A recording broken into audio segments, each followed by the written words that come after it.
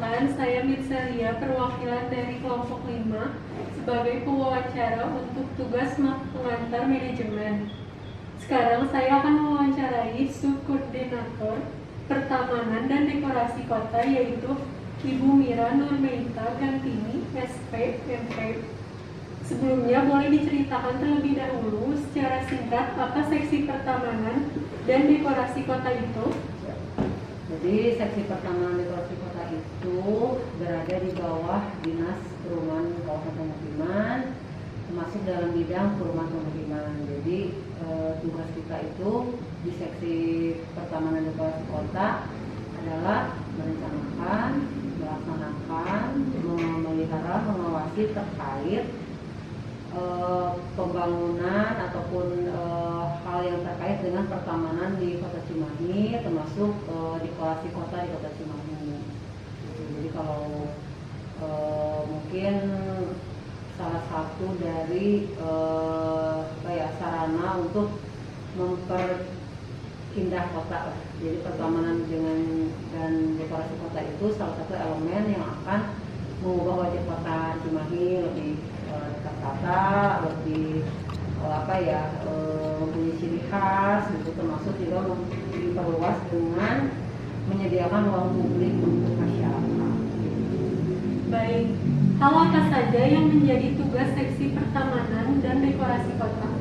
Kalau tugasnya tadi sudah disebutkan, jadi tugasnya itu merencanakan, merencanakan terkait kegiatan-kegiatan apa saja yang harus dibangun oleh kita, jadi untuk perluasan tamannya atau penambahan elemen dekorasi kota. Lalu setelah perencanaan kita laksanakan pembangunannya. Nah, pembangunan ini terkait dengan perencanaan yang sudah dibuat. Jadi misalkan membuat taman apa atau elemen dekorasi apa. Nah, selanjutnya adalah pemeliharaan. Ini termasuk yang porsi yang akan rutin setiap tahun kita laksanakan pemeliharaan terhadap aset-aset yang sudah kita bangun. Nah, pengawasannya terkait terhadap pelaksanaan perencanaan, pelaksanaan pembangunan, pelaksanaan pemeliharaan, termasuk dari perilaku masyarakat juga. Jadi dengan adanya pembangunan taman-taman lingkungan, nah itu kita mulai ada pembinaan terhadap masyarakat secara langsung terkait pemeliharaan. Baik, lalu bagaimana struktur organisasi pada seksi pertamanan dan dekorasi kota dan apa saja yang menjadi tugas pokoknya? Nah, kalau seksi kita batasi lingkup seksi sih, pertama kalau dulu sih ada kepala seksi pertamanan dekorasi kota. Kalau sekarang jabatannya menjadi subkoordinator dari seksi pertamanan dekorasi kota. Nah, dia lebih ke level manajemen untuk mengatur tugas-tugas tadi yang disebutkan di pertanyaan sebelumnya. Nah, dibantu oleh staf yang terkait koordinator. Terus di bawahnya itu analis taman, pengawas tata pertamanan. Nah, di bawah pengawas tata pertamanan ini ada tiga koordinator wilayah yang membawahi masing-masing 17 petugas taman gitu. Jadi itu yang mengawasi kerja pemerintah. Lalu bagaimana proses pembuatan taman di Kota Cimahi? Nah, proses pembuatan taman di Kota Cimahi yang pasti ada perencanaan dulu ya awalnya. Jadi mungkin ada beberapa bisa dicontohkan, misalkan kalau taman kota itu prosesnya dari awalnya survei dulu kan, survei kebutuhan apakah ini butuh untuk ditata atau tidak. Kalau dari sisi kita ya, dari dinas. Nah, kalau misalkan ada permintaan dari masyarakat atau juga permintaan dari OPD lain, misalnya dinas lain gitu ya, ada dari pimpinan juga. Jadi awalnya bisa benar-benar murni dari kita hasil survei ini harus kita tata gitu, harus kita rencanakan. Nah, tapi ada juga yang berasal dari pengajuan-pengajuan yang lain. Nah, itu kita tampung, lalu kita masuk ke ranah perencanaan. Nah, setelah perencanaan itu keluarlah konsep-konsep tamannya seperti apa, sampai bisa keluar biayanya berapa, gambarnya gimana. Nah, itu kemudian kita bisa diwujudkan itu pembangunannya melalui proses pengadaan dulu. Di proses pengadaan, lalu ditunjukkan penyedia yang melaksanakan, hasilnya diawasi, kita tunjuk konsultannya juga untuk itu. Nah, setelah selesai ada 6 bulan pemeliharaan, selanjutnya kita yang melanjutkan pemeliharaan terhadap aset yang sudah dibangun gitu. Jadi itu akan hampir sama dengan yang lain. Nah, itu kalau membutuhkan penyedia jasa konstruksi. Tapi kalau hanya menata hanya dengan menanam, kita hanya butuh pengadaan tanaman dan tanahnya, lalu yang mengaplikasikannya itu petugas taman yang kita. Nah, kalau itu berkesinambungan dengan pemeliharaan rutin.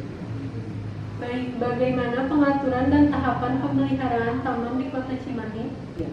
Kalau pemeliharaan taman itu yang pasti harus ada personil ya, yang pasti itu sudah terorganisir apa tugasnya dari masing-masing. Ujung tombaknya petugas taman ya. Jadi setiap petugas taman itu yang kita hire itu sudah ada tugasnya masing-masing, apa dan sebagai apa di sana. Sudah punya wilayahnya masing-masing juga. Ada yang kerja tim, ada yang tim kecil 2 orang, misalnya ada yang tim besar 3 sampai 4, 5 orang sampai 5 orang. Ada yang benar-benar sendiri karena tidak, maksudnya jalurnya itu tidak perlu banyak orang lah di situ. Nah, setelah itu hal yang sudah kita lakukan adalah membuat jadwal kerja untuk 1 bulan. 1 bulan mereka merencanakan, jadi petugas taman dengan koordinator wilayah itu merencanakan tuh mau kegiatan apa saja. Kalau nggak salah ada 40 kegiatan pemeliharaan. Nah, misal minggu ini apa aja, minggu kedua apa, minggu ketiga dan keempat. Nah, setelah mereka buat jadwal, kita ikut, kita buat ada sistem Simanta namanya, sistem informasi manajemen pengolahan taman. Jadi itu yang dari jadwal itu kita masukkan. Nah, setelah itu petugas taman bekerja sesuai jadwal yang sudah mereka buat. Koordinator wilayah mengawasi dan menilai sudah atau tidak, baik atau tidak, termasuk dokumentasi terhadap pekerjaan-pekerjaan mereka. Nah, mungkin itu ya, jadi evaluasinya, nah setiap bulan kita evaluasi, ada rapat terkait pemeliharaan, apakah ada yang dikoreksi gitu ya, atau kita jual memberi award gitu. Jadi yang pasti sih kalau pemeliharaan itu bergulir gitu ya, nggak yang jeda menunggu perintah, karena mereka sudah biasa melakukan itu. Jadi tiap bulan ya begitu, berulang-ulang seperti itu. Paling kalau ada yang perintah-perintah khusus itu jika ada yang misalkan dadakan nih, ada pekerjaan apa yang disuruh oleh pimpinan, nah mereka baru bikin tim baru misalkan. Jadi kalau rutinnya sih seperti itu. Baik, dalam kurun waktu berapa lama biasanya sebuah taman memerlukan revitalisasi, atau faktor apa saja yang membuat sebuah taman perlu direvitalisasi? Ya.